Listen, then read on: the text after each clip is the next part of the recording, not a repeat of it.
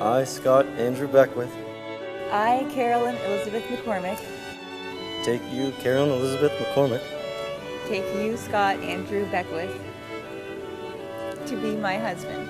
to be my wife. I promise to be true to you in good times and in bad times, in sickness and in health.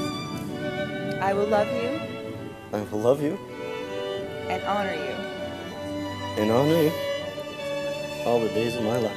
all the days of my life. Carolyn, take this ring as a sign of my love and faithfulness. In the name of the Father, and of the Son, and of the Holy Spirit.